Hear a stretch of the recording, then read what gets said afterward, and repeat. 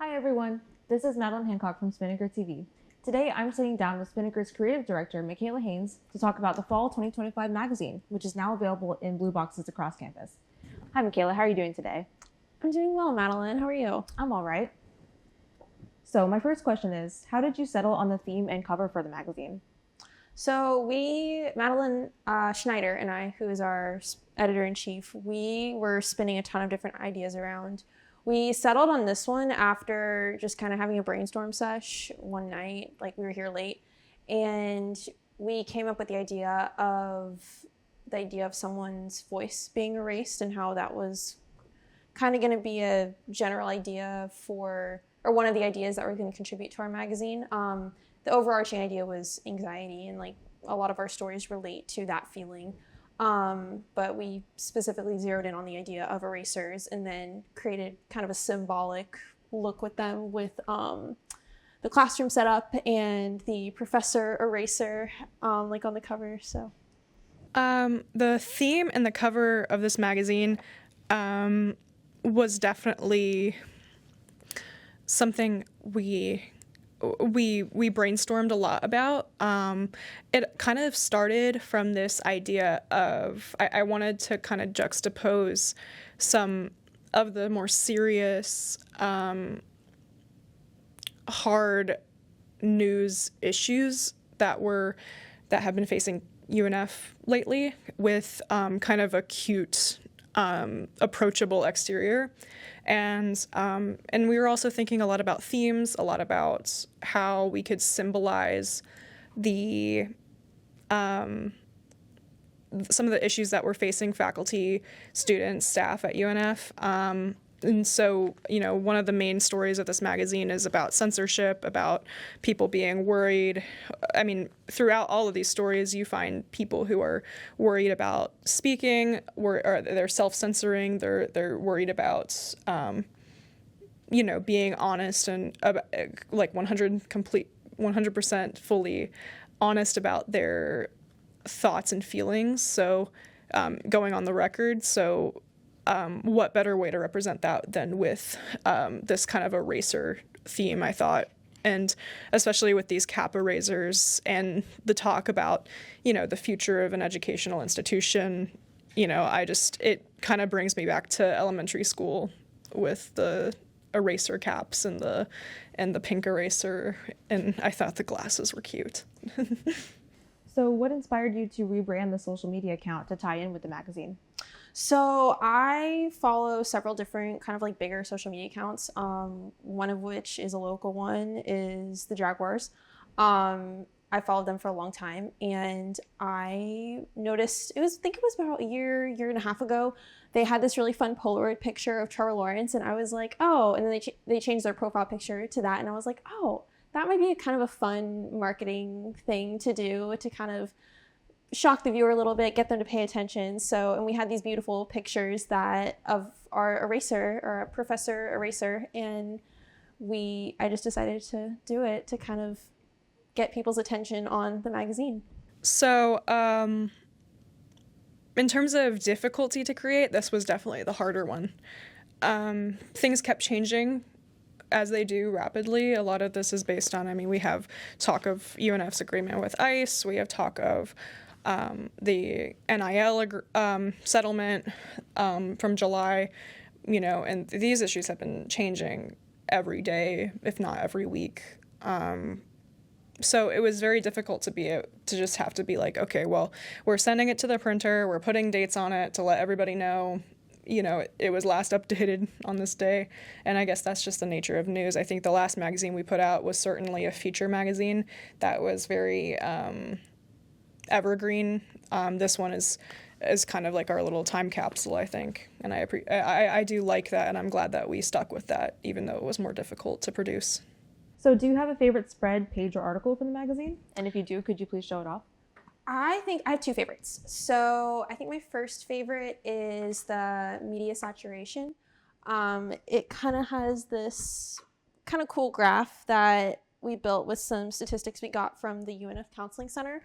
And it just talks about like some concerns that they've identified over the last 5 years, which include anxiety, depression, academic distress. So it's kind of a cool, unique way to show that information. And then I think my second is actually the spread before, is this kind of fun, engaging one where we went out and asked students if the news stresses them out, and they kind of all commented on it. So, and then I designed it to look like a Reddit post, so, or like a social media, Twitter feed, something like that. So I thought it was a fun way to tie back into the media stress and bringing the students into it. I really like the media saturation spread. I also, my favorite, I really love how we did with this censored spread for faculty issues. I really love the photography that we got from our alumni photographer, Colin. And I think it was a great way to tie in the theme. I love the handwritten pull quotes that Michaela created, and the kind of the handwriting. I thought, one of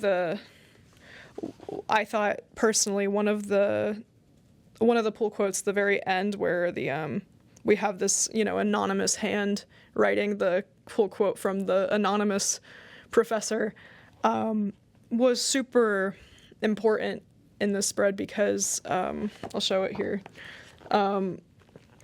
because we really wanted to. I thought, this whole magazine's about erasing markings, but I wanted specifically for the anonymous hand to be writing the anonymous professor's quote, because I thought out of all the people I interviewed this summer about this issue, the one who was the most the least self-censoring about their responses was this anonymous professor. So what better person to have truly writing down something rather than erasing something than the person who's just telling it how it is. So there's a couple quotes or statements in the magazine which are now outdated. How do you deal with the frustration of that, if any, after the magazine was already sent to print? So we knew that going into it. We knew that there were several kind of time sensitive or stories that could be outdated, such as the first story on UNF's ICE agreement and then the NIL agreement. But we included these little notes at the end of each article that basically said when the information was last updated, and then a note on where to see any updated coverage, just because we know that things change quickly. Laws and other orders and things like that can change quickly. So we wanted to make sure that students were as updated as possible even after this came out. Yeah, I mean, it was just we don't we put little notes on every story to make sure everybody knew to follow our coverage of it on the website, because we knew when we sent this magazine to the printer that by the next day it was outdated. So we knew what we were dealing with, and I think that's just a thing you have to accept with news. So speaking of that article about media saturation and how it affects students, how do you want Spinnaker to stand out and be seen in light of this? So I know we really want to make sure, we know that news can be stressful, as seen in this article, and how kind of just all the things going on in the world can be really concerning and weigh heavy on students. We really just want to be known as being honest and talking about what students care about and what they want to hear about. So, yeah. I think that I really hope people think of Spinnaker as UNF's only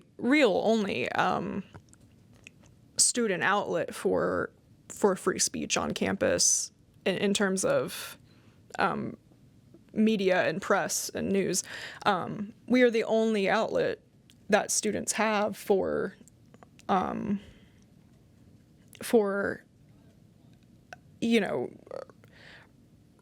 recording what's happening at this moment in time for the university's history. So I think I hope students utilize this as a resource for that, because I think it's important for everybody to stay informed and to get an objective look of what's going on, because there's not many objective looks at what's going on here at the university. We're the only one.